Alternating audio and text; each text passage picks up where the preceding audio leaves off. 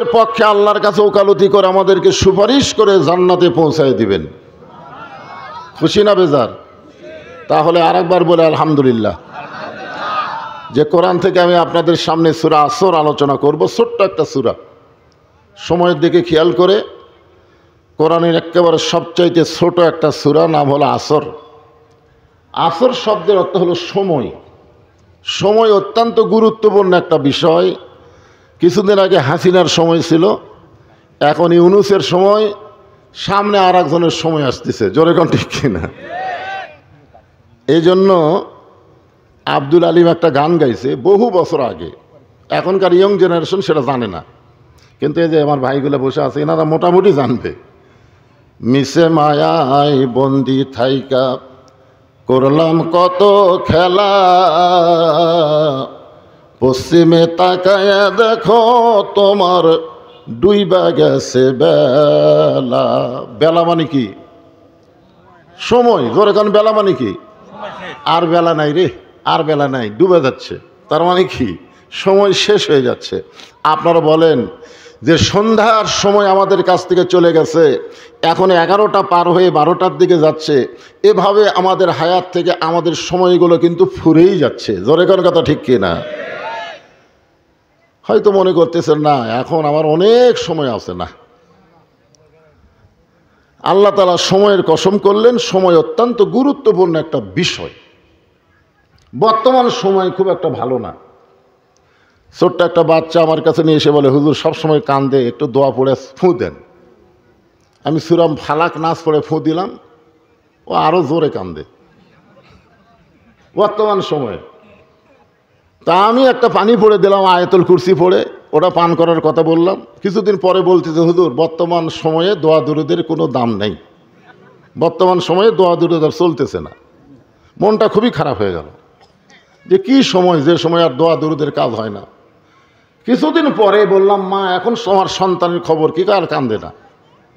বলে না কান্দার কারণ কোন দোয়ায় হয়েছে? বলে দোয়া লাগেনি হুজুর, যখনই কান্না শুরু করে দেয় মোবাইল চালু করি, মোবাইল চালু করলে কান্না থেমে যায়।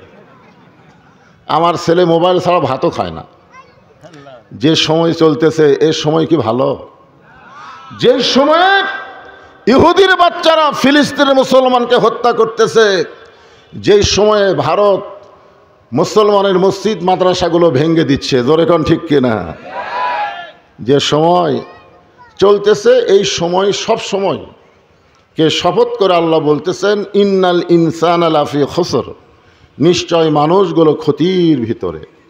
অর্থাৎ আমরা সবাই জানি আল্লাহর সৃষ্টি জগতের মধ্যে মানুষকে আল্লাহ তাআলা সবচাইতে ভালোবেসে সৃষ্টি করছেন। জোরে কোন ঠিক কিনা? এই মানুষের কথা বলতে গিয়ে আল্লাহ কোরআনের অন্য জায়গায় 4টা শপথ করেছেন। ওয়াত্তিন ওয়াজ্জাইতুন ওয়াতুরি সিনিন ওয়াহাজাল বালাদিল আমিন। কয়টা শপথ? ওয়াত্তিন ওয়াজ্জাইতুন ওয়াতুরি সিনিন ওয়াহাজাল বালাদিল আমিন। এই 4টা শপথ করে আল্লাহ বলতেছেন, লাকাদ খলাকনাল ইনসানা ফি আহসানি তাকবীম, মানুষকে আমি সর্ব উত্তম অবয়বে আকৃতিতে সৃষ্টি করেছি। জোরে কোন সুবহানাল্লাহ। তাহলে আল্লাহর যত সৃষ্টি আছে, মাখলুক আছে, তার মধ্যে মানুষকে কি বলা হয়? আশরাফুল মাখলুকাত। সমস্ত সৃষ্টির মধ্যে শ্রেষ্ঠ হলো মানুষ। আর এই মানুষকে লক্ষ্য করে ছোট বাচ্চা কান্দে নাকি? কে এত রাত্রি চেতন আছে?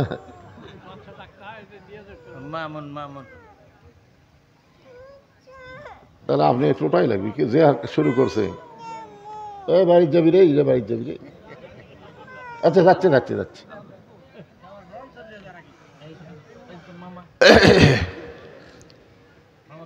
সকলে যারা পারেন আমার সাথে বলবেন, না পারলে ও করবেন, অসুবিধা নাই। আদর করে মানুষ আল্লাহ বানায়া কেমনে দিবেন ক্ষতির মধ্যে ফেলিয়া। ইন্নাল ইনসানা লাফি খুসর। ইন্না মানে কি? নিশ্চয়। ইনসান মানে মানুষ, সব মানুষ, পুরুষ নারী হিজড়া সব মানুষ। যাদেরকে আমরা মানুষ বলি। বাংলাদেশে 3 শ্রেণীর মানুষ দেখা যায়, একটা হলো পুরুষ, একটা হলো নারী, আর একটা কি হিজড়া। আপনাকে এলাকাত মনে হয় কম আছে, রাজশাহীতে বেশি। আমি আপনাদের মান্দায় সাবাইহাটে একবার মাহফিল করতে গিয়ে এক ছেলে আমার প্রশ্ন দিয়েছে, হুজুর পুরুষ মানুষ মরে গেলে আমরা 3 কাপড় দেই, নারী মরে গেলে আমরা 5 কাপড় দিই, কিন্তু হিজড়া মরলে কয় কাপড়? তা আমি আমার জীবনে আজ পর্যন্ত হিজড়া মরা দেখিনি। আমি দেখিনি, আপনারা দেখছেন? মনে হয় হিজড়ারা মরে না নাকি? মরে? তা আমি চিন্তা করলাম, কে রে, বহু পুরুষ মরা দেখছি 3 কাপড়, বহু নারী মরা দেখছি 5 কাপড়, কিন্তু হিজড়ার কয় কাপড়? কঠিন প্রশ্ন না? খুবই কঠিন প্রশ্ন। হিজড়ার 3টা? না না না, আজগুবি তো একটা কথা বলা যাবে না, কোরআন থেকে দলিল দিয়ে বলা লাগবে। ধরে কারণ ঠিক কি না? তো এখানে আল্লাহ তাআলা মানুষ শব্দ উল্লেখ করেছেন। ইনসান মানে মানুষ, লাফি মানে ভিতরে, খুসরুন মানে ক্ষতি। নিশ্চয়ই মানুষগুলো ক্ষতির ভিতরে। এই কথা বলার পিছনে কারণ আছে। ছেলে ব্যবসা শুরু করছে, বাপ এখন বলতেছে যতই ব্যবসা কর তোর লাভ হবে না, যতই ব্যবসা কর তোর লাভ হবে না। ছেলে বলতেছে বাবা দুনিয়ার সবাই বলে আমার লাভ হবে, আর আপনি বাবা হয়ে বলতেছে লাভ হবে না। আপনারা বলেন, বাবা যে বলতেছে তোর ব্যবসা করলে ক্ষতি হবে, এটা কি বাবা রাগ করে বলতেছে? বর্তমান সময়ের দিকে খেয়াল করে বলতেছে যে এমন বাকি খাওয়া খাবে, টাকা চালিয়ে দোকান তুলে দিবার চাবে। জোরে কোনো কথা ঠিক কি না?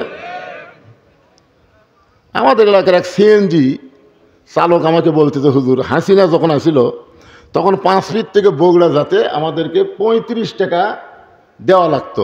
জায়গায় জায়গায় সিএনজি আটকালে 35 টাকা দেওয়া লাগতো 5 ফিট থেকে বগুড়া পর্যন্ত, আর এখন দেওয়া লাগতেছে 50 টাকা।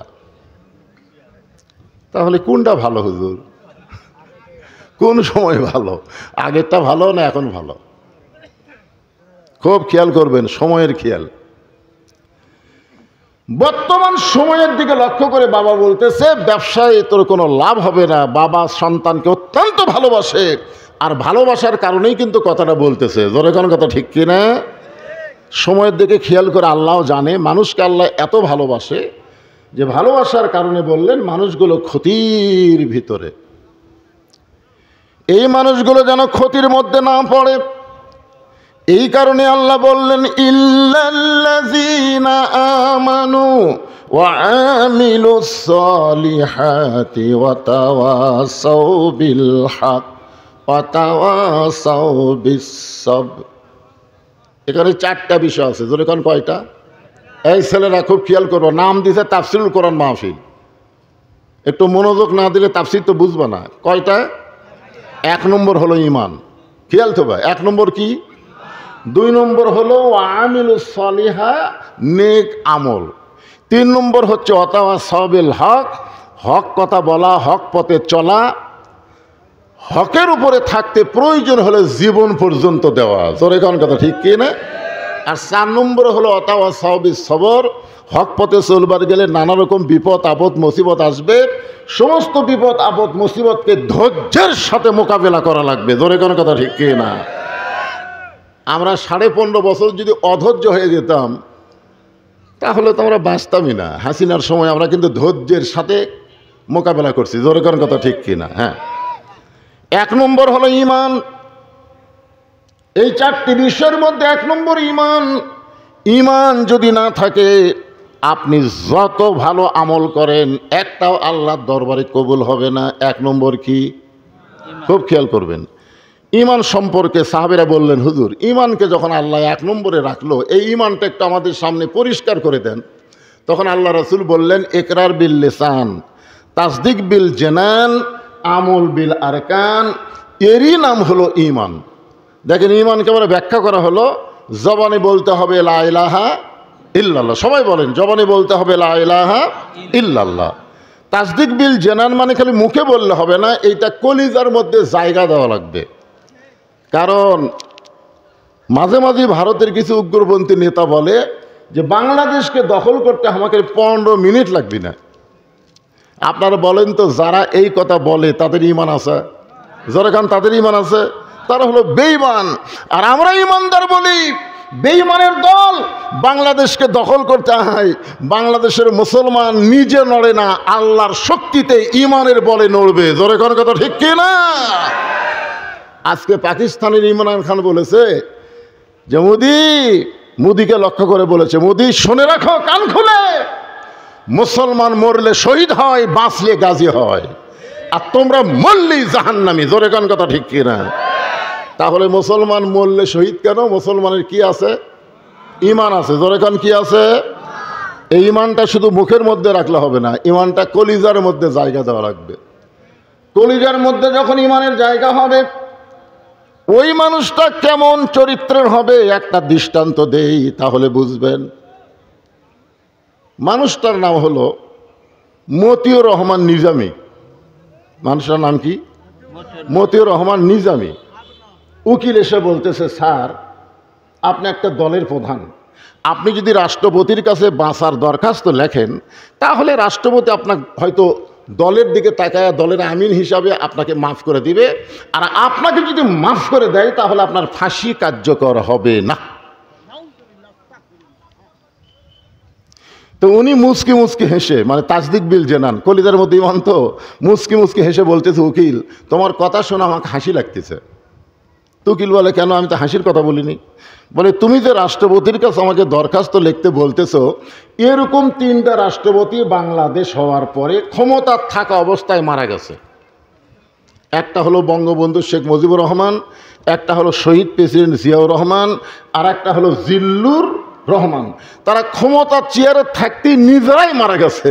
যারা ক্ষমতার চেয়ারে থাকতে নিজেরা মারা যায়, তাসদিক বিল জানান কলিজার মধ্যে যার ইমান, সে কোনোদিন তাদের কাছে বাঁচার দরখাস্ত লেখে না।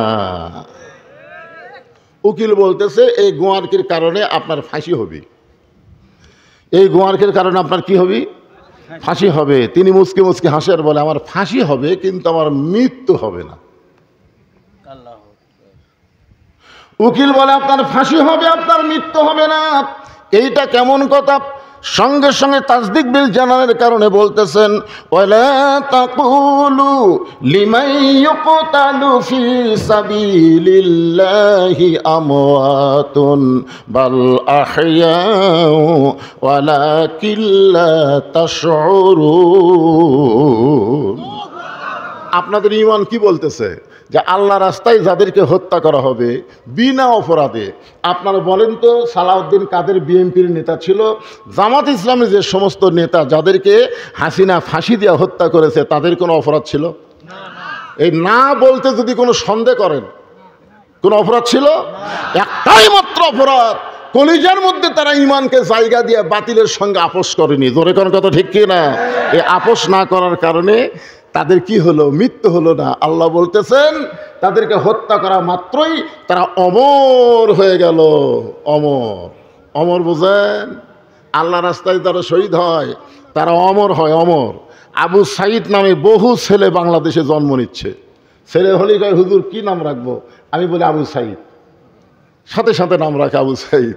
আমার মেয়ে হয়েছে, হুজুর কি নাম রাখবো? আমি বললাম হাসিনা। যেই কষি হাসিনা, রাগ করে আর বাঁচে না। হুজুর এমন একটা নাম করলেন, খুনি। তার মানে বোঝা গেল আবু সাইদ মরে নাই, শহীদ হয়ে গেছে, ঘরে ঘরে জন্ম নিচ্ছে। আর হাসিনা বেঁচে থাকতেই পচে গেছে। অন্তত 40 বছর কোনো মেয়ের নাম কেউ হাসিনা রাখবে না। ঘরে ঘর কথা ঠিক না? কি বুঝতেছেন? তাসদিক বিল জানান এরই নামই হলো কলিজার মধ্যে ইমান। এরপরে বলা হচ্ছে আমল বিল আরকান, ইমান অনুযায়ী আমল করা লাগবে। ইমান অনুযায়ী যদি আমল করতে চান, যত আমল আল্লাহ আমাদের দিছে তার মধ্যে 1 নম্বর আমলের নাম হলো নামাজ। 1 নম্বর আমল কি? আপনারা বলেন তো, কেউ যদি সারা জীবন রোজা না রাখে তার ইমান নষ্ট হবে?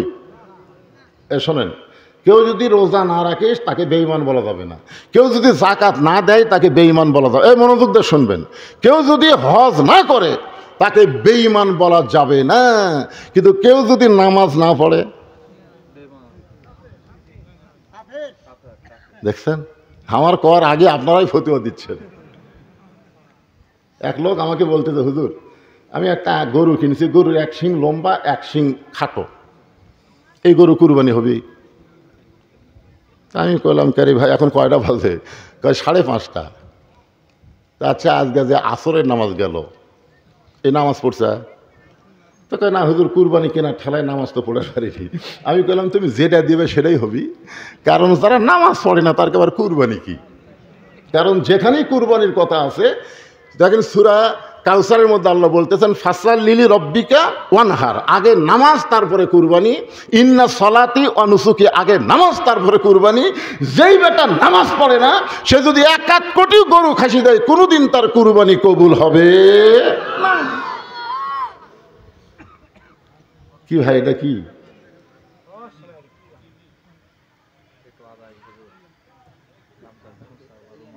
মহিলারা চলে যাচ্ছে, ও আসরকে শুরু না করতে। ওরা আসলো কেন, যাবে কেন? না, এটা বলার উদ্দেশ্য হলো যে হুজুর কালেকশন তো হয়ে গেছে, আপনার জন্য একটা কালেকশন মাত্র 2 মিনিটের। সেটা হলো আপনাদের কাছে একটু রুমাল যাবে, গামছা যাবে, তারপরে যতক্ষণ ইচ্ছা টানা আওয়াজ হবে শুনবেন, থাকবেন। কিন্তু এরা মনে করতেছে মহিলারা যাচ্ছে, মরদগুলোও যদি যায়, সেই জন্য এদের মধ্যে একটু সন্দেহ হচ্ছে। আমি কি আপনাদের অপরিচিত বক্তা? আপনাদের গ্রামে আসি নাই তাই বলে যে আমার ওয়াজ শোনেননি এরকম একটা মানুষও নেই। আমি লাইনা সাইডা কোনো ওয়াজ করি না, প্রত্যেকটি কথা একটা লাইনের উপরে থাকে। জোরে কোন ঠিক কিনা? হ্যাঁ, আজকে আলোচনা হবে, তবে আপনাদের মধ্যে গামছা যাবে 10 টাকা 20 টাকা 50 টাকা 100। জীবনে কোনোদিন মাহফিল করিনি ভাই, এবার প্রথম করে যদি লস খায় তাহলে বুঝবেন আর কবে কানা ধার দিন আর করবো না। এই জন্যে যার পকেটে একটু আছে মোটামুটি 10 20 50 100 একটা আপনারা দেন। এই ব্যাগলা ঢোকো ভিতরে ঢোকো 5 মিনিট বাদ আদায় করো। মহিলাদের মধ্যে আদায় হবে। আমার মায়েরাও যিনি যা করবেন আল্লাহর হস্তে দান করবেন। আপনাদের জন্য ফাতেমার ওয়াজ আছে, মা একটু ধৈর্য ধরে বসেন, প্রাণ খোলা ওয়াজ করবো, আপনারা বসেন ইনশাল্লাহ। দেন সবাই ব্যাগলা ওঠে না কেন? এগুলো তো বলা মাত্র দেরি করা যাবে না। হ্যাঁ রে, 10-15টা ব্যাগ থাকা লাগবে, 10-15টা ব্যাগ লিয়া একজন ওটা বসা করবেন না। ওটা বসা করবেন কেন?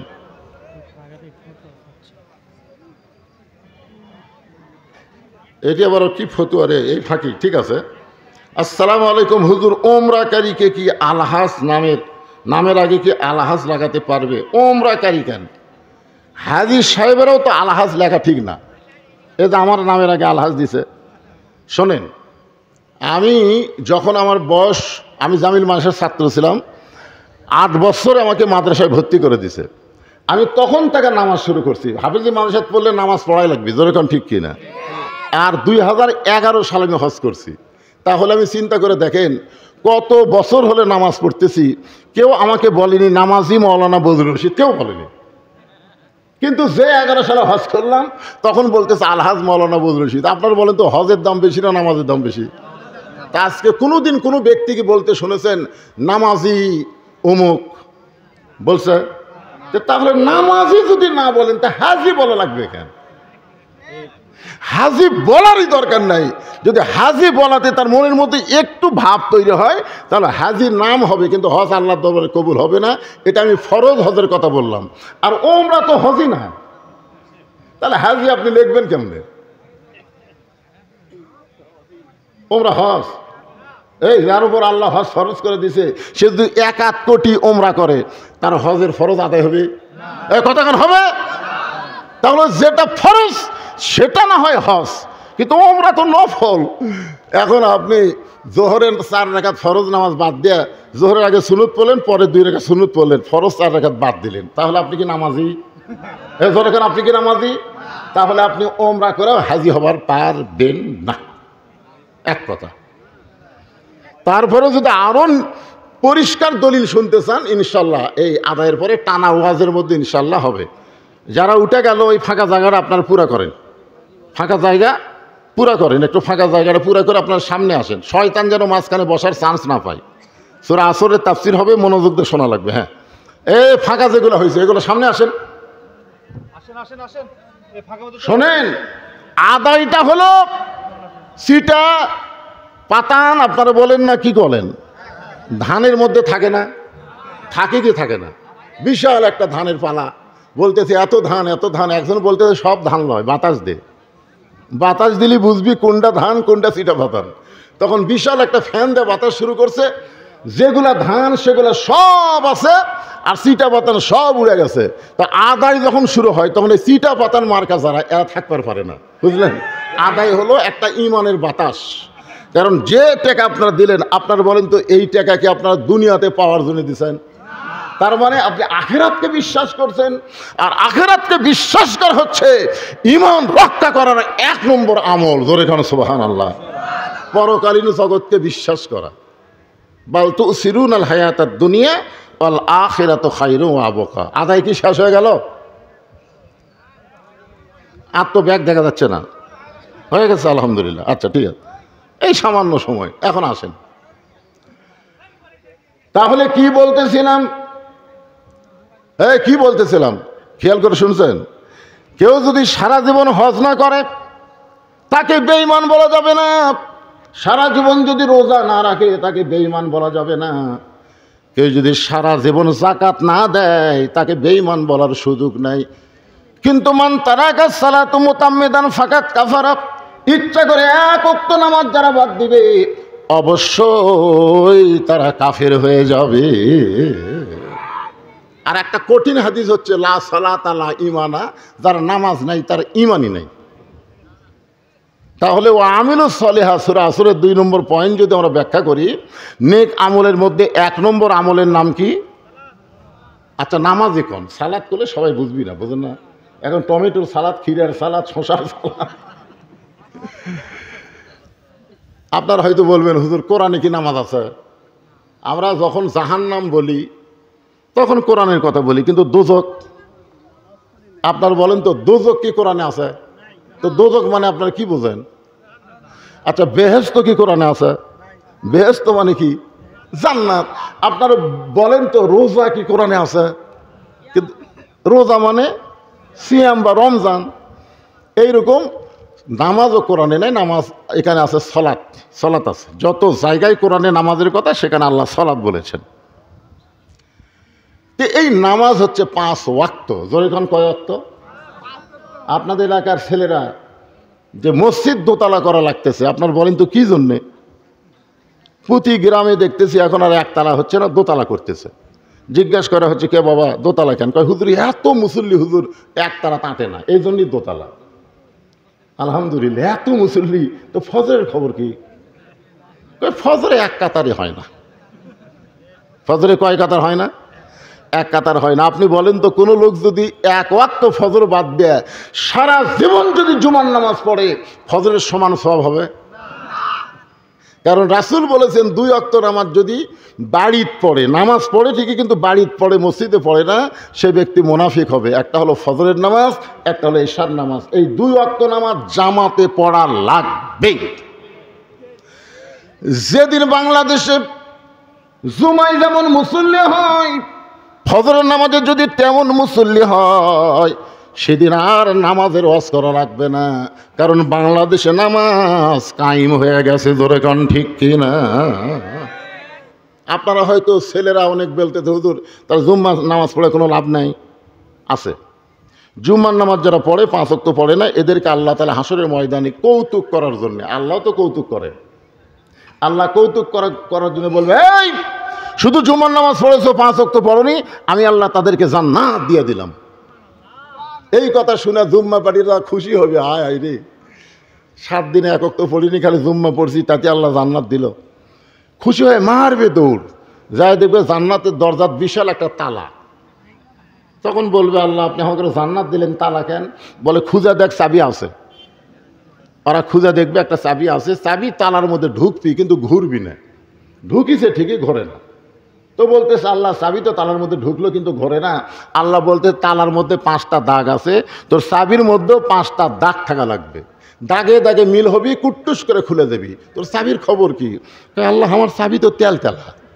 তখন আল্লাহ বলবে জান্নাত দেখে ফেরত। হয় জুম্মা পার্টি জান্নাত দেখবার পাবে কিন্তু ঢুকবার পারবি না। এখন জান্নাতে ঢুকতে গেলে 5 ওয়াক্ত নামাজের দরকার আছে না নাই? এ ধরে বলেন, খুব খেয়াল করবেন। এই 5 ওয়াক্ত নামাজ পুরুষ মানুষের জন্য সবচাইতে গুরুত্বপূর্ণ, তবে নারীদের জন্য নামাজের গুরুত্ব আছে। রাসূল বলেছেন পুরুষ মানুষের জন্য 1 নম্বর নেক আমল হলো নামাজ, আর নারীদের জন্য 1 নম্বর নেক আমল হলো পর্দা। পুরুষ মানুষের জন্য 1 নম্বর নেক আমলের নাম কি? জোরে বলেন। আর নারীদের জন্য, নারীরা যদি পর্দা না মানে যতই নামাজ পড়ুক, একটা নামাজও আল্লাহর দরবারে কবুল হবে না। আমার মায়েরা অনেকে এসেছেন, আমাকে এখানে বলা হয়েছে হুজুর এই গ্রামে আপনি জীবনের প্রথম আইলেন, এই গ্রামের মেয়েরা অনেক দূরে গিয়ে আপনার ওয়াজ শুনতে পারে নাই। আমরা অনেকেই বলি বড় পীর, বড় পীর। আমি রাজশাহীর বাগমারায় কেবল বলছি বড় পীর, সাথে সাথে আমার মুখের কাছ থেকে সভাপতি মাইক কেড়ে নিচ্ছে। তা আমি তো আর জানি না ওরা আহলে হাদিস, জানি না, বুঝলেন না, প্রথম গেছিলাম।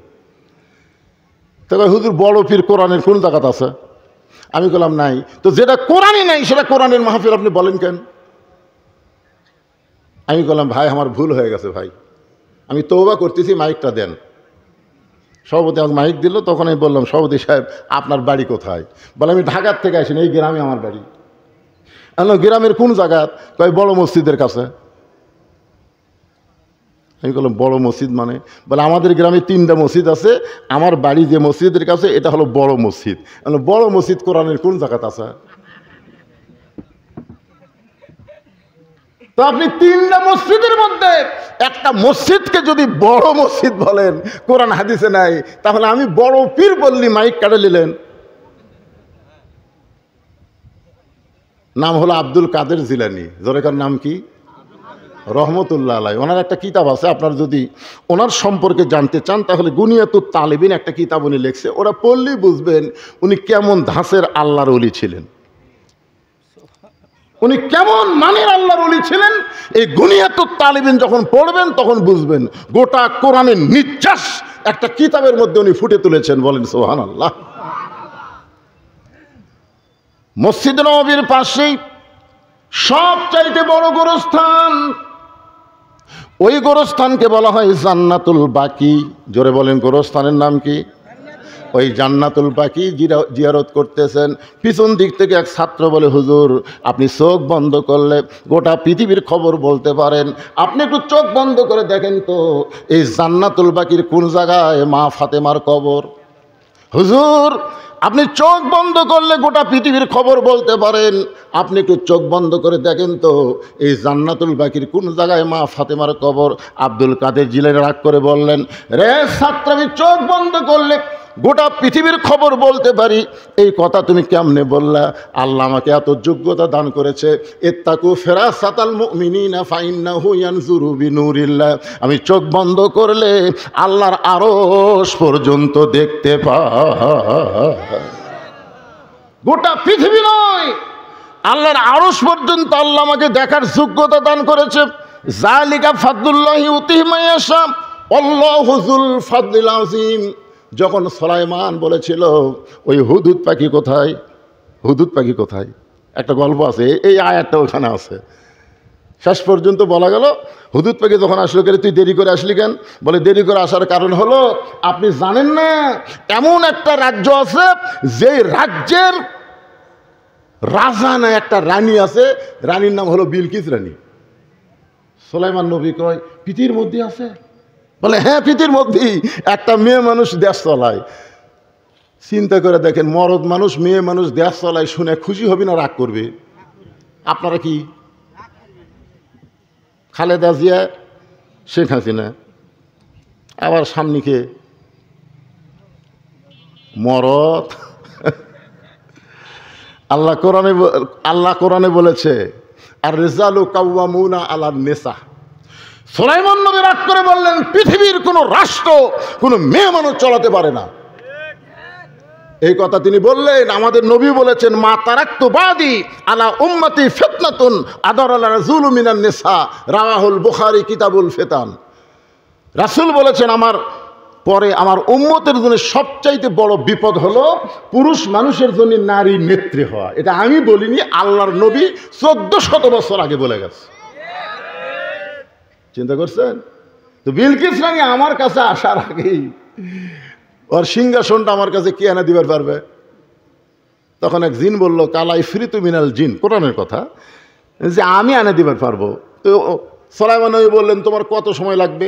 বলে, আপনি যে সিংহাসনে বসে আছেন, সিংহাসন থেকে উঠবেন আর বসবেন, এর পূর্বে ওই হাজার হাজার মাইল দূরে সিংহাসন আপনার দরবারে হাজির হবে। সমস্ত মানুষেরা বলল, হায় হায় রে, আল্লাহ জিনকে এত পাওয়ার দিছে, হাজার হাজার মাইল দূরে সিংহাসন, এ ওটা বসার মধ্যে চলে আসবি। সমস্ত মানুষ যখন জিনের প্রশংসা করতেছেন, এমন সময় সুলাইমান নবীর দরবার যিনি পরিষ্কার করেন আসহাব ইবনে বারকিয়া, উনি বললেন, রে মানুষেরা, তোমরা আশরাফুল মখলুকাত হয়ে জিনের প্রশংসা করো, তোমাদের কি লজ্জা নাই? আল্লাহ আমাকে এমন ক্ষমতা দিয়েছে, সুলাইমান নবী খালি চোখ বন্ধ করবে আর খুলবে, এর পূর্বেই বিলকিস রানীর সিংহাসনে হাজির হয়ে যাবে। জালিকা ফাদলুল্লাহি ইউতিহি মান ইয়াশা, আল্লাহু যুল ফাদলিল আযীম। আল্লাহ মানুষকে এত ক্ষমতা দান করেছে, জোরে কোন সুবহানাল্লাহ। ক্ষমতার মালিক কে? আল্লাহ। আব্দুল কাদের জিলানী বললেন, তুমি বলতেছো চোখ বন্ধ করলে গোটা পৃথিবীর খবর জানি না। পৃথিবী নয়, আল্লাহর আরশ পর্যন্ত আল্লাহ দেখার ক্ষমতা আমাকে দিছে, কিন্তু জান্নাতুল বাকির কোন জায়গায় ফাতেমার কবর পৃথিবীর কেউ কোনোদিন বলতে পারবে না। সমস্ত মুরিদ বলে, হুজুর, এই জান্নাতুল বাকির মধ্যে মা ফাতেমার কবর আছে, কিন্তু কবরটা কোন জায়গায় কেন পৃথিবীর কোনো মানুষ বলতে পারবে না। আব্দুল কাদের জিলানী বললেন, মা ফাতেমা হলেন জহুরা। আমার মায়েরা যারা পর্দার অন্তরালে, মেয়েদের মধ্যে 1 নম্বর নেক আমল হলো পর্দা। একটু মনোযোগ দিয়ে শোনেন। আব্দুল কাদের জিলানী বললেন, মা ফাতেমা হলেন জহুরা। সমস্ত মুরিদ বলে, হুজুর জহুরা মানে কি? আব্দুল কাদের জিলানী বললেন, এই জহুরা মানে যদি তোমরা জানতে চাও, তাহলে তোমাদের একটু ব্যাখ্যা বিশ্লেষণ করে বলা লাগবে। আজকে যারা আমার সামনে বসে আছেন, এই জহুরা সম্পর্কে যদি জানতে চান, তাহলে মেয়ে মানুষের পর্দা বিষয়ে একটু শোনার দরকার আছে না নাই? এশার নামাজ পড়ে হযরত আলী ঘরের ভিতর, এশার নামাজ পড়ে হযরত আলী ঘরের ভিতর, কারণ রাসূল বলেছেন, এশার নামাজ পড়ার পরে তোমরা গাল গল্প করবা না, বরং তোমরা তাড়াতাড়ি ঘুমায় যাওয়া, তাহাজ্জুদের মহব্বত এবং ফজরের জামাত যেন আদায় করতে পারো। সুবহানাল্লাহ। হ্যাঁ, এশার নামাজ পড়ে হযরত আলী ঘরের ভিতর যা দেখে ঘর সুন্দর করে সাজানো, ফাতেমা সুন্দরী সাইজা গুইজা বসে আছে, হাসান হোসেনকে সুন্দর করে সাজাই দিছে। হয়তো আলী বলতেছে, আজকে আবার তোমার মনে কি রং ধরলো গো? ঘরও সুন্দর করে সাজাইছো, হাসান হোসেনকে সুন্দর করে সাজাই দিছো, আবার তুমিও সুন্দরী সাজা গুজা বসে আছো। এমন সময় ফাতেমা 2 সন্তানকে বুকের মধ্যে নিয়ে কানে কানে বললেন, বাবা, তোমরা 2 ভাই একটু অন্য ঘরে যাও, তোমার বাবার সঙ্গে আমার গোপন কিছু গল্প আছে। যেই মাত্র ফাতেমা তার 2 সন্তানকে বলতেছে, তোমরা 2 ভাই একটু অন্য ঘরে যাও, তোমার বাবার সঙ্গে আমার গোপন কিছু গল্প আছে, হযরত আলী তখন মুস্কি মুস্কি হাসতেছে। হযরত আলী মুস্কি মুস্কি হাসতেছে, বুঝবার পারছে যে বউ সাজা গোজা বসে আছে, সন্তানকে অন্য ঘরে পাঠা দিচ্ছে, তার মানে আমার সাথে কিছু, বুঝতে পারতেছেন না? আপনাদের বউ মনে হয় সাজে না, যে রাত্রে বউ সাজবে বুঝবে সেই রাত্রে বউ শরমে কিছু কবার না পারলেও সাজগোজ দিয়ে কিছু আপনাকে বুঝাই। ধরে কোনো কথা ঠিক কি না? না সাজেই না নাকি? আল্লাহ ভালো জানে। হাসান হোসেন 2 ভাই যখন অন্য ঘরে যায়, এমন সময় ফাতেমা ঘরের দরজা বন্ধ করে দেয়। যেই মাত্র ঘরের দরজা বন্ধ করেছে, সঙ্গে সঙ্গে হযরত আলী মাথার টুপি খুলে রাইখা দিস। আপনারা বলেন, বউ যদি ঘরের দরজা বন্ধ করে তখন আর টুপি চলবি? কথা কয় না রে বারে। টুপি কি জন্যে? আপনার টুপি মাথার ধান বোঝেন না? সবসময় টুপি চলে। আমি যত বড়ই হুজুর হই, ওয়াজ করে যখন বাড়ির যাই, আমার বইয়ের সামনে কাছে যখন সুদ পার চাই, তখন যদি বলি 5টা মিনিট ওয়াজ করবো, তুই একটু শোনো তো। মানুষ ঘন্টার পর ঘন্টা আমার ওয়াজ শোনে, খালি 5টা মিনিট শোনো। বউ দৌড়ে আসে, টুপি খুলে বল, হুজুরগিরি বাদ দেন তো, যা করে অ্যাকশন করছেন জনগণ চিনে না তাই হুজুর কয়, কিন্তু আমি মালটা চিনি, হুজুর হয় এত সহজ নয়। হযরত আলী মাথার টুপি খুলে 2 কানা হাত বাড়ায় দিস। সঙ্গে সঙ্গে ফাতেমা দৌড়ে এসে স্বামীর বুকের মধ্যে মাথা ঢুকায় ছোট বাচ্চার মতন কান্না শুরু করে দিয়েছে। আলী বলতেছেন, ফাতেমা এত সুন্দর করে ঘরটা সাজায়া, এত সুন্দরী সাইদা গুইদা সন্তান দুইটাকে সুন্দর করে সাজায় অন্য ঘরে পাঠায় দিয়া আমার বুকের মধ্যে মাথা দিয়া কেন কাঁদতেছ? ফাতেমা বলে, স্বামী গো, আর কোনোদিন ঘর সাজান যাবে না, আর কোনোদিন সন্তানকে সাজায় দিবার পারবো না, আর কোনোদিন সাইদা গুইদা আপনার সামনে দাঁড়াবো সেই সময় আমার হবে না, কারণ আজকে গভীর রাত্রে ফাতেমার মৃত্যু হবে। গাছের গোড়া কাটলে গাছটা যেমন পড়ে যায় তেমনি পড়ে গেলেন হযরত আলী ঘরের মাঝায়। ফাতেমা মুচকি মুচকি হাসতেছে। স্বামীর পড়ে যাওয়া দেখে ফাতেমা মুচকি মুচকি হেসে স্বামীর মাথাটা উরাতের উপরে নিয়ে কপালে একটা চুমা দিয়ে বলে, স্বামী গো, এমন করে আপনি কাঁদবেন না, কারণ আসলে যাইতে হবে। এই দুনিয়া থাকার জায়গা না, এটা মেনে নেওয়া লাগবে। জোরে কোন কথা ঠিক কিনা? দুনিয়াতে 3 তলা 4 তলা 5 তলা বাড়ি করতেছেন, আপনার বিবেককে একবার কইছে যতই উপর দিকে আমি তালা বানাই না কেন উপর দিকে থাকতে আমি পারবো না, আমাকে নিচতলায় ঢোকা লাগবে। জোরে কোন কথা ঠিক কিনা? এদের সবাই একটু আমার সঙ্গে বলেন, ছেলে যুবক এমনকি বাচ্চারা মুরব্বীরা সবাই একটু জবান খুলে বলবেন, আসলে। বিশ্বাস করে সবাই বলেন তো, দেখেন ওয়াল আসর, সময়ের কি গুরুত্ব আজকে আপনারা বুঝতে পারবেন এই মাহফিলে। সবাই জবান খুলে বলেন, আসলে। ফাতেমা বলে, স্বামী গো, আপনি হলেন শিক্ষিত, আপনি হলেন বীর। গোটা পৃথিবীর মধ্যে সবচাইতে বেশি শিক্ষিত যে মানুষটা ছিল তার নাম হলো হযরত আলী। আর সবচাইতে শক্তিশালী মানুষের নাম কি? শিক্ষার দিক দাও 1 নম্বর, শক্তির দিক দাও 1 নম্বর। দলিল আছে না নাই? আনা মাদিনাতুল ইলমে ও আলিউ বাবুহা। রাসূল বলেছে, আমি হচ্ছে ইলমের শহর, আলী হচ্ছে তার দরওয়াজা। আল্লাহ বলেছেন, আসাদুল্লাহিল গালিব, আলী হচ্ছে ইসলাম গালিব করার ব্যাপারে আল্লাহর সিংহ। জোরে কোন সুবহানাল্লাহ।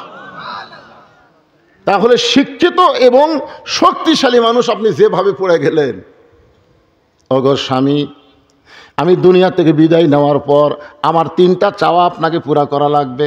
আলী কান্দের বলে, ফাতেমা, দুনিয়ার জীবনে গরিব ছিলাম বলে তুমি কিছুই চাইলা না, কিন্তু মৃত্যুর পরে আমার কাছে কি চাইবা ফাতেমা?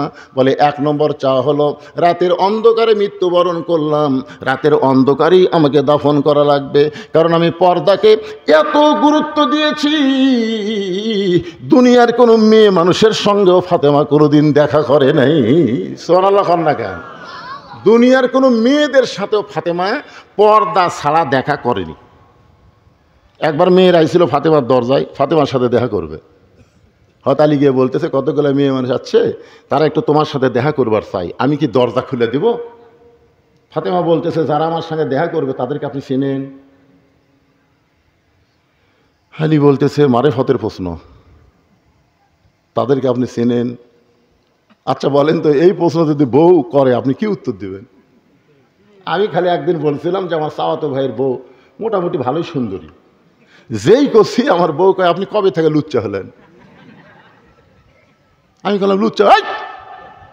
চাওয়াতো ভাইয়ের বউ দেখা যায় না হারাম, আমাকে সেটা ফতুয়া দেন। আমি বললাম, দেখা তো যায় না, তাহলে সুন্দরী কেমনে কন? আমি সেদিন থেকে কান ধরে তওবা করছি, দুনিয়ার কোনো মেয়ে দেখলেও বউয়ের কাছে সুন্দরী বলা যাবে না, বউটাই হলো সবচাইতে সুন্দরী। জোরে খান কথা ঠিক কিনা? না, আমি দেখবো না, আমি দেখবো না, যদিও দেখি বউয়ের কাছে আর বলা যাবে। হযরত আলী বলতেছেন, ফাতেমা, এই দুনিয়ার একজন মাত্র মেয়েকে আমি চিনি, সেই মেয়েটা হলো আমার হাসান হোসেনের মা। হাসান হোসেনের মা ছাড়া দুনিয়ার অন্য কোনো মেয়েকে আমি চিনি না। ফাতেমা দৌড়ে এসে স্বামীর কপালে চুমা দিয়ে বললেন, আপনি হলেন আসল ইমানদার পুরুষ। কুল্লিল মুমিনিনা ইয়াগুদ্দু মিন আবসারিহিম, প্রকৃত মুমিন তারাই হবে যাদের নজর থাকবে নিচের দিকে, অন্য কোনো নারীর দিকে তারা তাকাবে না। একটা মাত্রই নারীকে প্রাণ ভরে দেখবে, যেইটা তার জন্য হালাল বিবি। ধরে কোন ঠিক কিনা? আপনারা কি তাই দেখেন? এটা কার বউ রে? এটা কার মেয়ে রে? কার বউ কার মেয়ে? এগুলো সব দেখে বাড়ির মধ্যে যায় নিজের বইয়ের দিকে তাকায় আর কয়, বাইরের গুলাই ভালো রে, বাইরের গুলাই ভালো। বাইরের গুলাতে সাজিয়ে শুধু আপনার সামনে দেখা করছে, আর ভিতরেটা পেতনি হয়ে আছে, এ কাম সে কাম করতে করতে ওই কি সাইজ হয়ে আছে। তাই আলী বললেন, দুনিয়ার একটা মাত্র মেয়েকে আমি চিনি, সেই মেয়েটা হলো হাসান হোসেনের মা। সঙ্গে সঙ্গে ফাতেমা বলে, স্বামী গো, যে মেয়ের আমার সঙ্গে দেখা করবার চায় তাদের মধ্যে কোনো একটা মেয়ে যদি বেপর্দা থাকে, যে মেয়ের আমার সঙ্গে দেখা করবে তাদের মধ্যে একটা মেয়ে যদি বেপর্দা থাকে, আর ওই বেপর্দা মেয়ে মানে সমস্ত পুরুষের কাছে যায়, বেপর্দা নারী যারা শয়তানের যানবাহন তারা। আমার সঙ্গে বলা লাগবে, আমি যেই বলবো বেপর্দা নারী যারা, আপনারা বলবেন শয়তানের যানবাহন তারা। বেপর্দা নারী যারা, আর একবার বলবেন, যে বলবো বেপর্দা নারী যারা, আপনারা বলবেন শিলা কলা তারা। বেপর্দা নারী যারা, এই দুটা সেই মশান বাড়ে, এটা হচ্ছে লাস্ট সান। আমি যেই বলবো বেপর্দা নারী যারা, আপনার বলবেন ব্রয়লার মুরগি তারা। বেপর্দা নারী যারা, ফাতেমা বলতেছে একটা যদি বেপর্দা মেয়ে থাকে, আর সেই মেয়েটা যদি পুরুষের কাছে গিয়ে বলে ফাতেমার চোখের ভুরু এইরকম, ফাতেমার দাঁতের সাইজ এইরকম, ফাতেমার গায়ের রং এরকম, কোনো পুরুষ মানুষ আমি ফাতেমারে দেখলো না, কিন্তু ওই বেপর্দা মেয়ের কারণে পুরুষের কাছে আমার চেহারা প্রকাশ হয়ে গেল। ওগো স্বামী, তাই মেয়েদের সঙ্গেও যদি আমার দেখা করতে হয়, পর্দার ভিতর থেকে কথা বলবো, একটা মেয়ের সামনেও আমি জীবনে যাব না। জোরে কান সুবহানাল্লাহ। খাদিজা বলতেছে, আমার ফাতেমা যখন জন্ম নিল, ফাতেমা জন্ম নেওয়ার সময় আমার কোনো প্রসব ব্যথা হয় নাই। ফাতেমা দুনিয়াতে জন্ম নিল, কোনো ধাত্রী ফাতেমাকে ধরে নাই। খাদিজা বলতেছে, আপনভাবে আমার পেটের ভিতর থেকে আমার মেয়েটা যখন বের হলো, আমি তখন তাকায় দিকে ফাতেমা তার দুইটা হাত দিয়ে ওই ছোট্ট মাসুম বাচ্চা, জন্ম নেওয়া বাচ্চাটা তার দুইটা হাত দিয়ে তার ইজ্জত পর্যন্ত ঢেকে দুনিয়াতে আসলো। আমি মা হইয়াও পর্যন্ত তার ইজ্জত দেখতে পারি নাই। সুবহানাল্লাহ, জোরে কোন। সেই ফাতেমা বলে, স্বামী গো, রাতের অন্ধকারে আমার মৃত্যু হবে, রাতের অন্ধকারে আমাকে দাফন করবেন। আমার 2 নম্বর চাওয়া হলো, আমার কোনো জানাজার ব্যবস্থা করবেন না। আলী বলে, ফাতেমা তুমি নবীর কলিজার টুকরা, তোমার জানাজার খবর শুনলে হাজার হাজার মানুষ জানাজায় হাজির হবে, তুমি কি চাও না হাজার হাজার মানুষ তোমার জন্য দোয়া করুক? ফাতেমা বলতেছে, কোটি কোটি মানুষ যদি বলে ফাতেমা ভালো, আর আপনি যদি বলেন ভালো না, ওই কোটি মানুষের দোয়া দেওয়া ফাতেমার এক তিল পরিমাণ লাভ হবে না।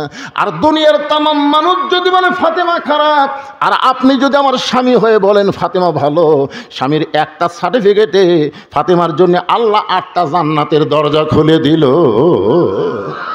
তাহলে বউ ভালো হওয়া লাগবে কার কাছে? একেবারে জোরে কর না কেন, কার কাছে? আর আমাদের গুলো লব উল্টা কি কয়, খালি তুমি আমাকে দেখতে পারো না, গোটা পাড়া খুঁজে দেখো আমার বিরুদ্ধে কেউ নেই। আমি মায়েদের জন্য বলবো, মা, দুনিয়ার কোনো পুরুষ মানুষ আপনাকে ভালো বললে আপনি বেপর্দা হয়ে যাবেন, কেন কোনো পুরুষ তো আপনাকে দেখতে পারবে না, তারা কেমনে ভালো বলবে? কিন্তু স্বামী যদি আপনাকে ভালো বলে, ফাতেমার সঙ্গে আল্লাহ জান্নাত দিয়ে দিবে। আমার 3 নম্বর চাওয়া হলো, আমার লাশটা খাটনিতে তুলবেন না। আমি ফাতেমা হিসাব করে দেখলাম, আমার খাটনি কান্দে নেওয়ার জন্য যে 4 জন পুরুষ লাগবে। বর্তমান সময়ে 4টা পুরুষ আমার দুনিয়াতে নাই। আমার বাবা যদি দুনিয়াতে থাকতো, মরা মেয়ের লাশের খাটনি বাবা কান্দে নিবার পারত, কিন্তু 6 মাস আগে আমার বাবা দুনিয়া থেকে বিদায় নিয়েছে। আমার বাবা দুনিয়াতে নাই, তাহলে একদিকে কান্দে নেওয়ার একটা শর্ট পড়ে গেল। আমার হাসান হোসেন যদি বড় হইতো, মায়ের লাশের খাটনি কান্দে নিবার পারত, কিন্তু হোসেনের বয়স মাত্র 4.5 বছর, আর হাসানের বয়স মাত্র 5.5 বছর। এরা 2 ভাই তো মায়ের খাটনি নিবার পারবে না। শুধু আপনি আমাকে একা ওই জান্নাতুল বাকির পূর্ব কোণায় সবুজ রঙের একটা বাতি জ্বলবে, ওই বাতি বরাবর আমাকে কবর খুঁড়ে দাফন করবেন। আমার জন্য কবর খুঁড়তে যদি আপনার কষ্ট হয়, তাহলে আপনার একান্ত বন্ধু যদি কেউ থাকে দুনিয়ায়, তারে বলবেন সে যেন গোপনে কবরটা খনন করে দেয়। দুনিয়ার কোনো মানুষকে যেন কবরের খবর না বলে। হযরত আলীর আপন বন্ধুর নাম হলো আবু যর গিফারি। গভীর রাত্রে হযরত আলী আবু যর গিফারির জানলার কাছে ছোট বাচ্চার মতন ফোপায় ফোপায় কাঁদতেছে। আবু যর গিফারি চিন্তায় পড়ে গেল, এই গভীর রাত্রে আমার জানলার কাছে এমন করে কে কান্দে? বের হয়ে দেখে আসাদুল্লাহিল গালিব হযরত আলী কাঁদতেছে। আবু যর গিফারি চিন্তা করে, যেই মানুষটা হলো আসাদুল্লাহিল গালিব, যেই মানুষটা জীবনে কোনো যুদ্ধে পরাজিত হয় নাই, তাকে কোনোদিন আমি কাঁদতে দেখি নাই। আজকে তার জীবনে এমন কি যুদ্ধ শুরু হলো যে আমার জানলার পাশে এমন করে কাঁদতেছে? পিছনে গিয়ে বলে, আলী ভাই, আমার জানলার কাছে এমন করে কান্দার কারণ কি জানতে চাই। আলী বলতেছে, আবু যর, জান্নাতুল বাকির পূর্ব কোণায় সবুজ রঙের একটা বাতি জ্বলতেছে, ওই বাতি বরাবর একটা কবর কর। আবু যর গিফারি বলে, কেন কবর খুঁড়বো? এখনো পর্যন্ত দুনিয়ার কেউ মৃত্যুবরণ করে নাই, আর রাতের বেলা কেন কবর খুঁড়বো? দিনের বেলা কি কবর খনন করা যাবে না? আলী বলতেছে, আবু যর, একজন পর্দানিশী রাতের বেলা মৃত্যুবরণ করবে, এ রাতের বেলায় তাকে দাফন করা লাগবে।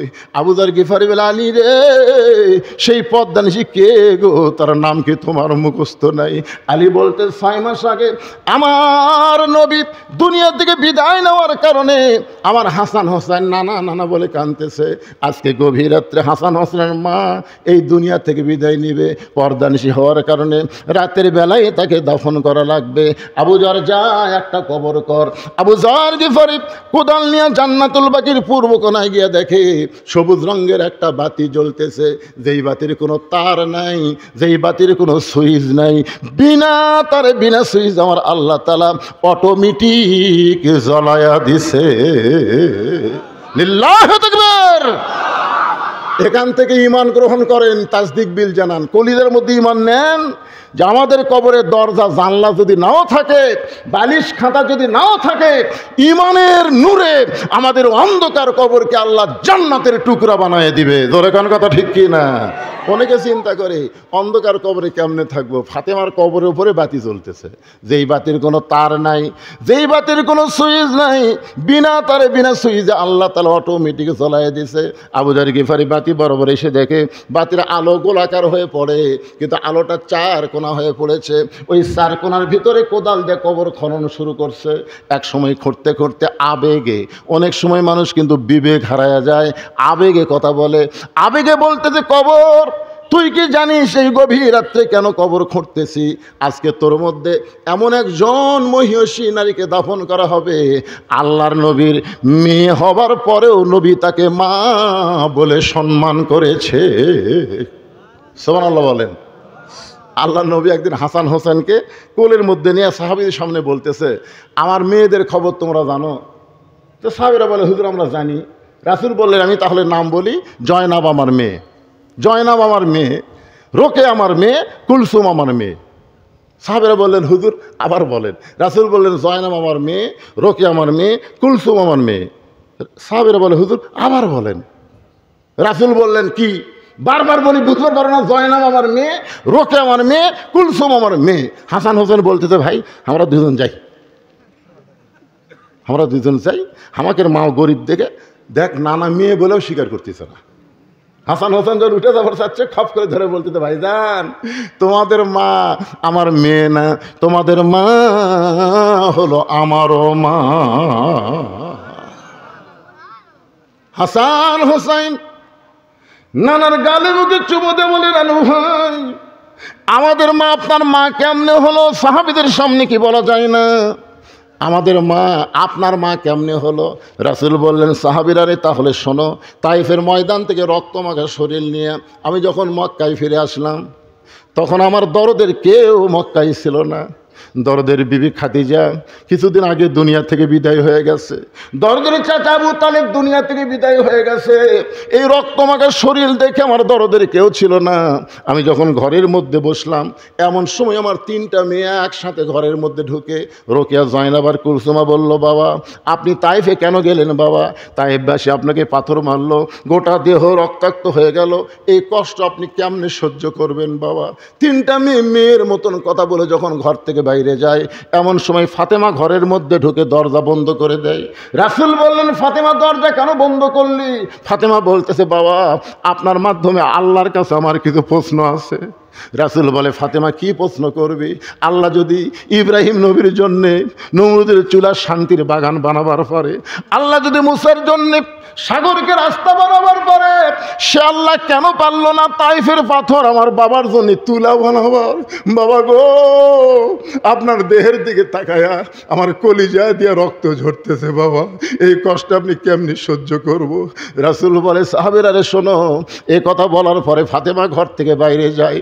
আমি মনে করলাম ফাতেমা হয়তো কাতর হয়ে গেছে, শোকে পাগলি হয়ে গেছে, কিন্তু আমি লক্ষ্য করে দেখি উঠানে উনানের উপরে পানি গরম করতেছে, জয়তুনের তেল গরম করতেছে।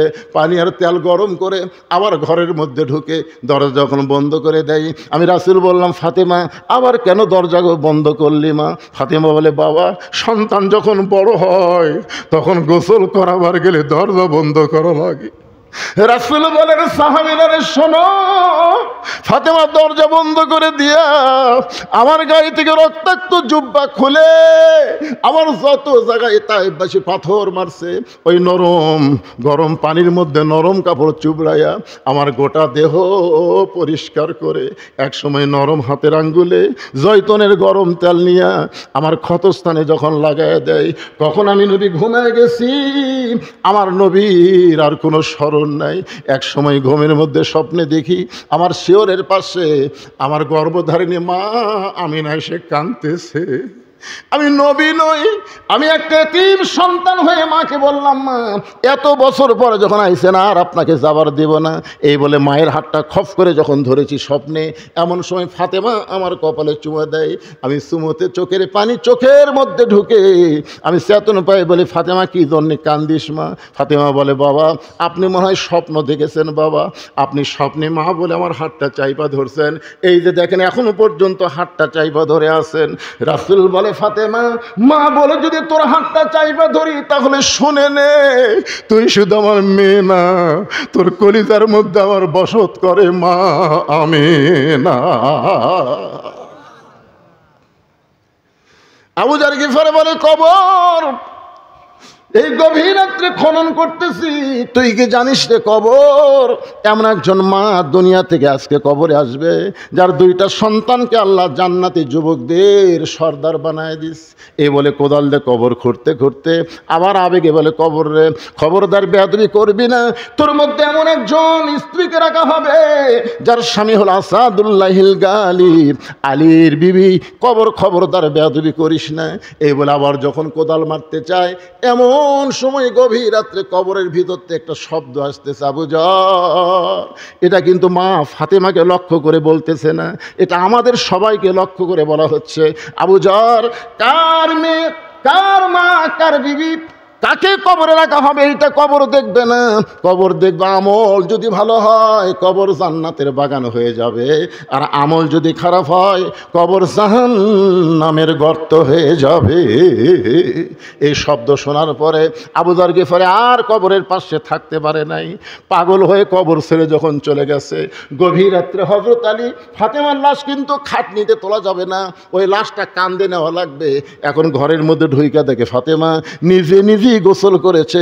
শেষ গোসলটাও ফাতেমার দুনিয়ার কেউ করে দিবার পারে নাই, কারণ শেষ গোসল করতে গেলে ফাতেমার ইজ্জতের উপরে কোনো নারীর যদি হাত পড়ে, এই জন্য ফাতেমা নিজে নিজেই শেষ গোসলটা করেছে। ফাতেমা নিজে নিজেই কাফনের কাপড় পরেছে। আলী দেখতেছে শুধু দুইটা হাত আর মুখটা প্রকাশ করে দুইটা সন্তানকে দুই ধারে আদর করে সোহাগ করে ঘুমায় দিয়া মাঝখানে ফাতেমা চিরদিনের মতন ঘুমায় গেছে। হযরত আলীর দুইটা হাত ফাতেমার ভিতরে ঢুকাইয়া দিয়া মুখটা কাফনে বন্দি করে ওই কান্দে করে জান্নাতুল বাকির পূর্ব কোনায়, আবু যার কবর ছেড়ে চলে যা, আবু যার কবর ছেড়ে চলে যা।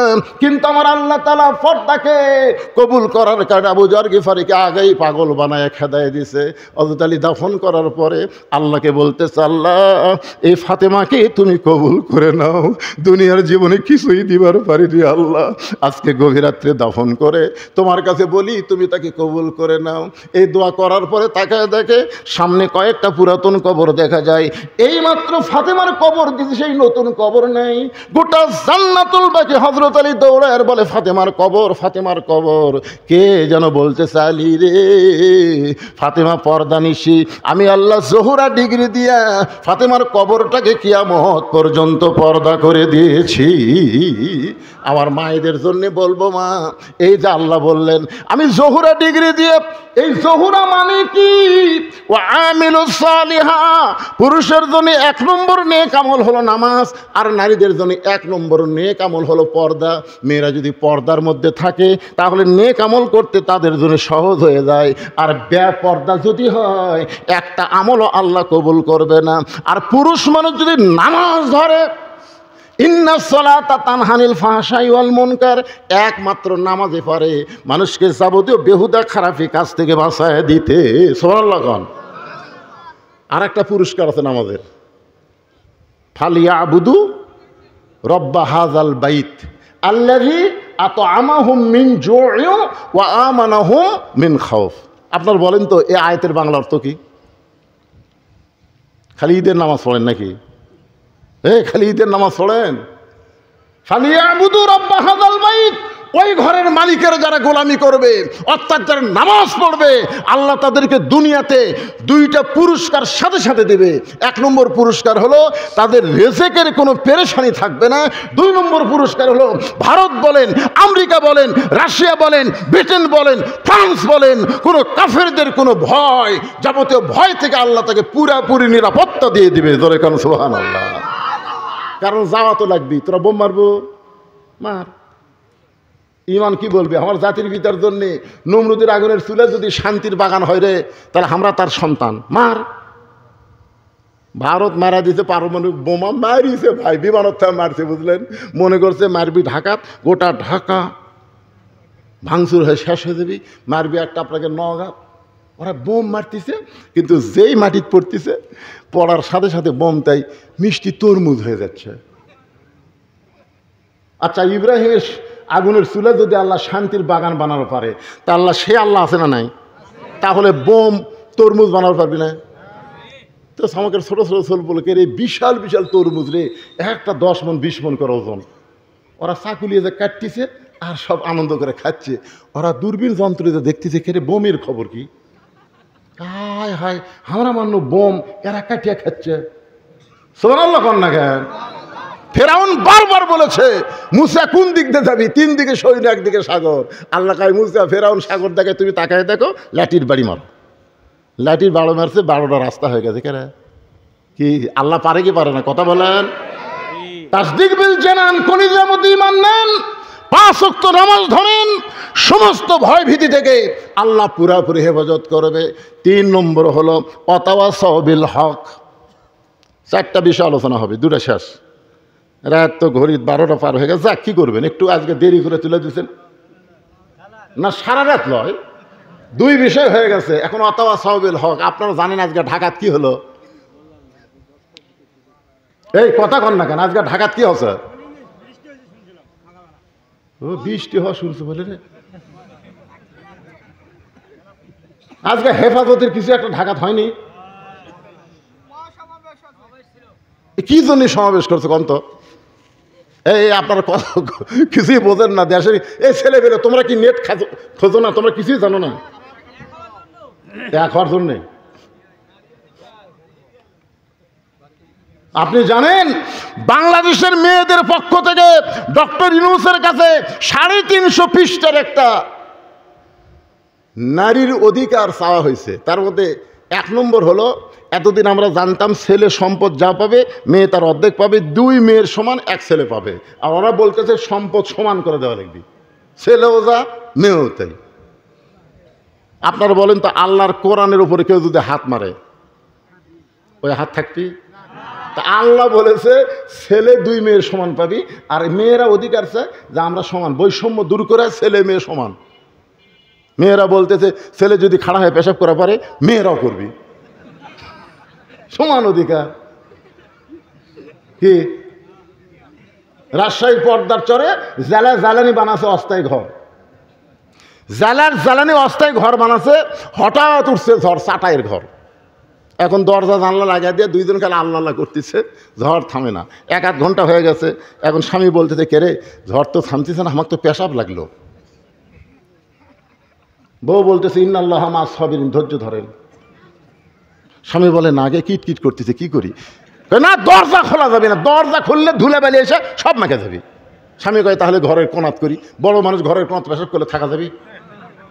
স্বামী কয় তাহলে কি করি? বউ বলতেছে একটা কাম করেন, এতই যখন পেশাব লাগছে আপনি আমার কান্দর চড়েন, কান্দর চড়ে উপরে চাটাই আপনার যন্ত্র মোতাবেক ছোট্ট একটা ছিদ্র করেন, যার যন্ত্র বের করে দেওয়া যায়, কোনো সমস্যা না হয়। তো বইয়ের কান্দর ছড়ে চাকু দিয়ে এরকম একটা ছিদ্র বানায়, ওই ছিদ্র দিয়ে যন্ত্র বের করে পেশাব করছে। 1-8 ঘন্টা হয়, ঝড় থামে না। বউ কয় আমারও তো পেশাব লাগলো। কয় সেট করাই আছে, তুই আমার কান্দর চড়, ছিদ্র বরাবর পেশাব কর।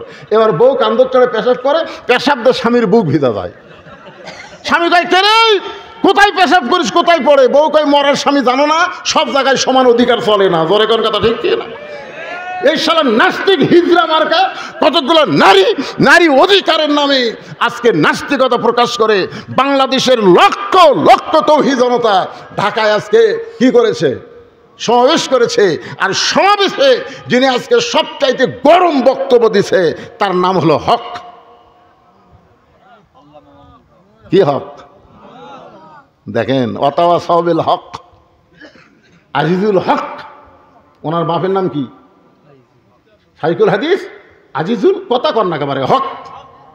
ওনার বাপকে হাসিনা জেলখানাতে রাখছিল, অজু করার পানি দেয়নি। মামুনুল হককেও জেলখানায় রাখছিল, মনে করছিল জেলের ডান্ডা বাড়ি পায়া নরম হয়ে বের হবি। নরম হচ্ছে, আগে চাইছিল তার চাইতে আরো গরম হচ্ছে।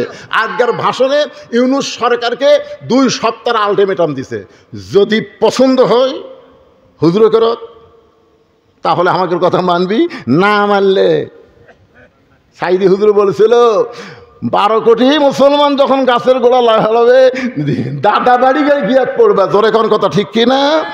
আর গর্ত খুঁজা পাবো না।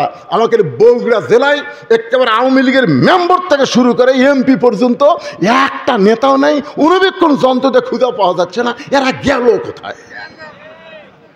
এত বছর পরে সাইদি হুজুর যে হক কথা বলেছিল এটা সত্য প্রমাণ হয়ে গেছে। কতক্ষণ না কেন আজকে মামুনুল হক যে কথা বলেছে, হকের কথা বলতে হবে, হকের পথে চলতে হবে, প্রয়োজনে হকের জন্য জীবন দেওয়া লাগবে।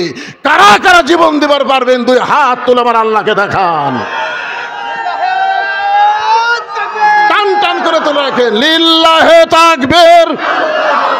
হাত নামান। আল্লাহ, এই রাত 12টার পরে তাহাজ্জুদ রক্তে হকের পক্ষে দরকার হলে প্রয়োজন হলে জীবন দেওয়া লাগবে, দিব। ডোনাল্ড ট্রাম্প বলেছে গাজা, গাজার লোকেরা তোমরা যারা আসো অযথা গাজায় থাকো না, তোমরা গাজা ছেড়ে অমুক অমুক জায়গায় চলে যাও, আমি ডোনাল্ড ট্রাম্প তোমাদের ভাঙ্গা বাড়ি চাঙ্গা করে বানায় দেব। গাজার মুসলমান ভাবতেছে এই কথা বলে তুই আমাকে সরিয়ে দিয়া আমাকে জায়গা তুই ইসরায়েল দিব। তুই কি মনে করছিস রে ট্রাম্প? এই ট্রাম্প, জীবন দেব রে। মা বলে সন্তান গেছে, স্বামী গেছে, আমাদের জীবন দেব, কিন্তু আমরা গাজা ত্যাগ করব না। আল্লাহ কয় হকের পথে অবিচল থাকার কারণে তোর কেউ ত্যাগ করা লাগবি না। আজকে দেখেন ইসরায়েলিরা দৌড়াচ্ছে। ওরে বাবা রে, জাহান্নামের আগুন তার কি ভাই, খালি ধাঁ ধাঁ করে আসতেছে। ওরা খালি দৌড়, গাড়ি ঘোড়া যা আছে তুই আর দৌড়। কথা কন না কেন? আল্লাহ পারে না? জোরে কন পারে না? আল্লাহর প্রতি ভরসা করবেন। আল্লাহর প্রতি ভরসা করে অবিচল ইমানে যারা হক পথে থাকবে, নাসরুম মিনাল্লাহি ওয়া ফাতহুন কারীব ওয়াবাশশিরিল মুমিনিন। ওয়াতাওয়াসাউ বিস সবর। 4 নম্বর বিষয়, একটু মনোযোগ দেন। এই ওটা বসা করেন একেবারে, আমার ঘড়ি নাই হাত। আপনার কি মনে করছেন আমি সারা রাতের বক্তা? 12টার পরে আমি কোনোদিনও ওয়াজ করি না। আজকে তুলে দিচ্ছেন দেরি করে 2-4 মিনিট হচ্ছে, তো লড়াচড়া করেন কেন? খুব শর্টকাট করে 4টা বিষয় বলতেছি। ওয়াতাওয়াসাউ বিস সবর, ধৈর্য ধরা লাগবে। যে মেয়ে বিয়ে হওয়ার পরে কোনোদিনও বাচ্চা হয়নি, এবার প্রথম বাচ্চা হবে, আপনার বলেন তো প্রথম বাচ্চা হওয়ার সময় প্রসব ব্যথা ওই কি জানে? জানে না তো। দাদি নানি কিন্তু সবসময় কানে কানে সে কয় সেই রকম হবি রে। কি বলবো প্রসবের কথা, মা বিনে সেই ব্যথা কেউ তো বুঝিবে না।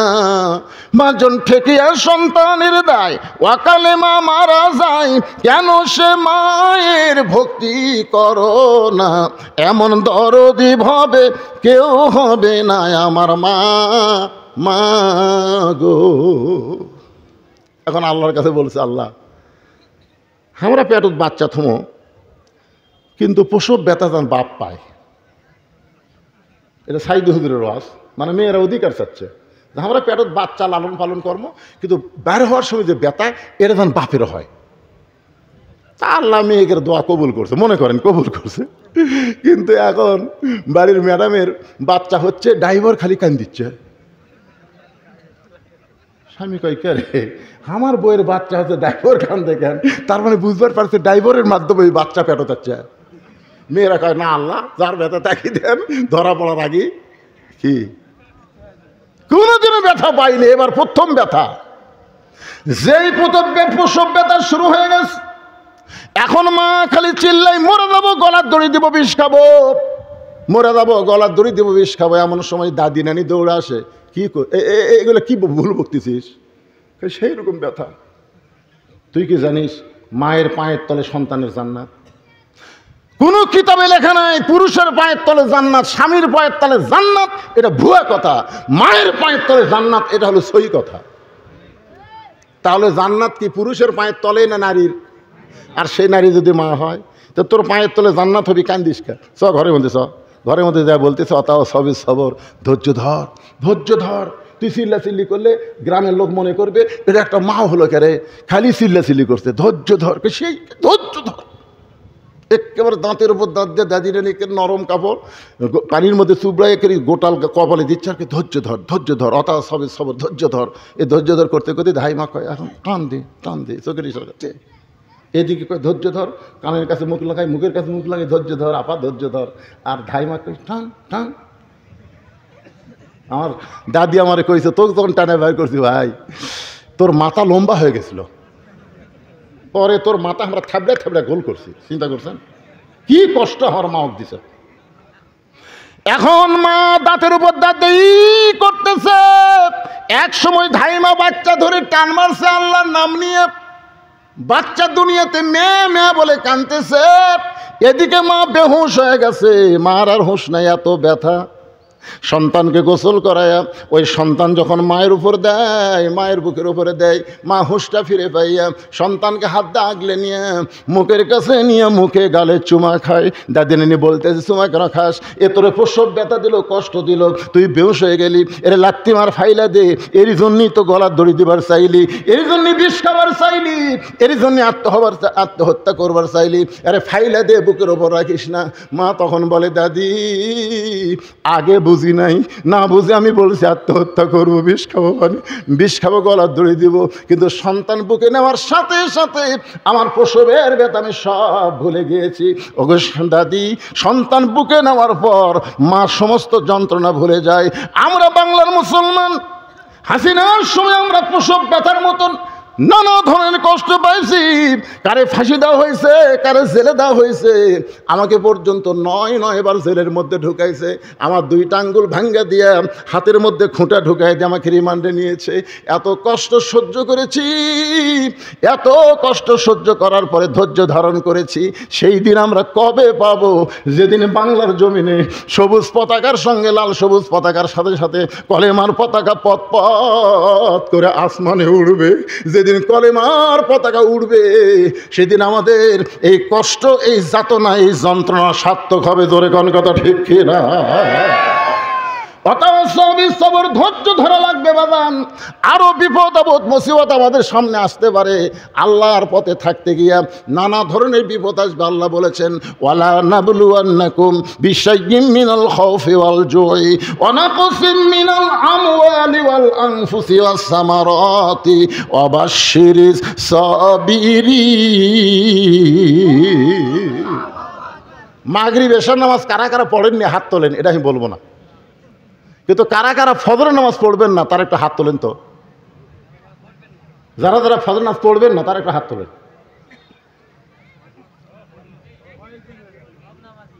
মাশাআল্লাহ।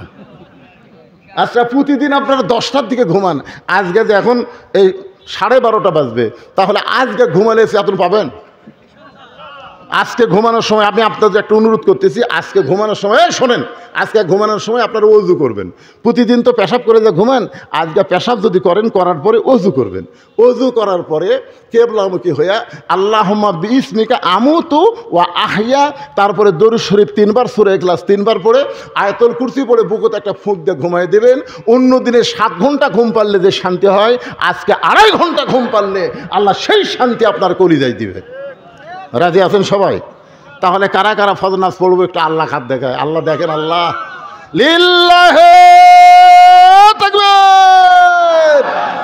আল্লাহ প্রথম মাহফিল করছে এই ছেলেরা। আল্লাহ আল্লাহ এদের সবচাইতে বড় লাভ হলো আজকে সবাই ফজর নামাজ পড়ার জন্য আল্লাহর কাছে হাত দেখার। আল্লাহ সবাইকে ফজর নামাজ জামাতের সঙ্গে আদায় করার তৌফিক দান করো।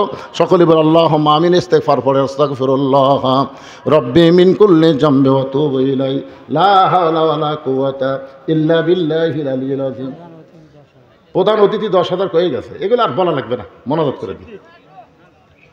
আল্লাহ যাচ্ছেন কেন? হাতটা তোলেন। আল্লাহুম্মা আমিন। আল্লাহুম্মা আনতাস সালাম ওয়া মিনকাস সালাম তাবারাকতা ইয়া যাল জালালি ওয়াল ইকরাম। আয় আল্লাহ, জীবনের প্রথম মাহফিল করেছে আল্লাহ বৈশাখ মাসে। আল্লাহ চারিদিকে বৃষ্টি হচ্ছে, কিন্তু হাস্যর মাহফিলকে তুমি কবুল করেছো আল্লাহ, যার কারণে কোনো বৃষ্টি নাই, এমনকি আসমান মেঘও পর্যন্ত নাই। আবহাওয়া অন্য দিনের চাইতে আজকে অনেক শীতল হয়ে গেছে। আল্লাহ তোমার বান্দারা ঘন্টার পর ঘন্টা কোরআনের মাহফিলে বসে আলোচনা শুনলো। আজকের মাহফিল আমাদের সকলের জীবনের জন্য হেদায়েত এবং জান্নাত হিসাবে কবুল করে নাও আল্লাহ। এরা যে উদ্দেশ্যে মাহফিল করেছে আল্লাহ, এদের উদ্দেশ্যকে কবুল করে নাও। ঈদগার মাঠকে কবুল করে নাও। এই মাঠের যারা তদারকি করতেছে, সভাপতি, সেক্রেটারি, কেশিয়ার, সবাইকে কবুল করে নাও আল্লাহ। গ্রামের প্রতি রহমত বরকতের দরজা খুলে দাও। আজকের মাহফিলের সম্মানিত সভাপতি আমার বন্ধুবর, আজকের মাহফিলের সহসভাপতি, আজকের মাহফিলের প্রধান অতিথি, বিশেষ অতিথিবৃন্দ, আলেম ওলামা, হাফেজ, কারি, ইমাম, মুয়াজ্জিন, হাজী সাহেব, মুরব্বী, কচি কাঁচা বাচ্চারা, পর্দার অন্তরালের মা বোনের আল্লাহ সকলকে আল্লাহ আপনি কবুল করে নেন আল্লাহ। আজকে সূরা আসর যেটা আলোচনা করলাম, এই আলোচনা মোতাবেক আমাদের সবাইকে আমল করার তৌফিক দেন।